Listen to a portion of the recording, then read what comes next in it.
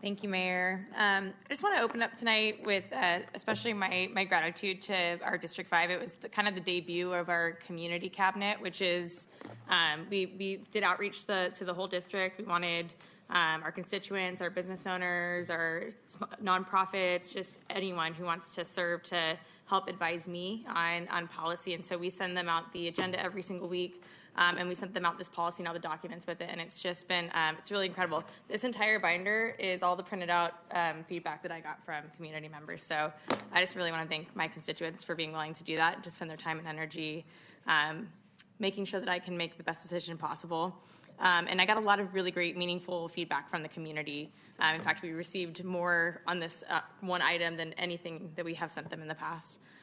So I think it's really important to ensure that we're addressing this report and policy from kind of two angles tonight.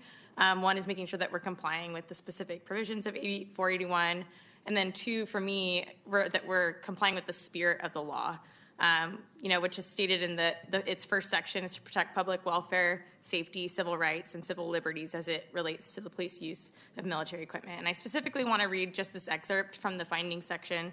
The acquisition of military equipment and its deployment in our communities adversely impacts the public's safety and welfare, including increased risk of civilian deaths, significant risk to civil rights, civil liberties, and physical and psychological well-being, and incurrent financial costs. Military equipment is more frequently deployed in low-income Black and Brown communities, meaning the risks and impacts of police militarization are more experienced most acutely in marginalized communities. I think this is really important to state out loud because this is actually what's enshrined in the legislative record. So this is what those state legislators said. This is what we meant when we put this law forth and it got signed by the governor, and I think that's important to say.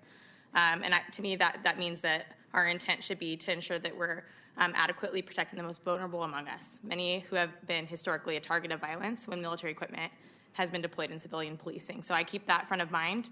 And I'm not going to be comfortable giving my aye vote on this item unless I'm confident that we're in compliance with the letter and the spirit of the law. And so I do have a couple questions, and these are ones that were raised from community members. So whoever's the appropriate person from PD.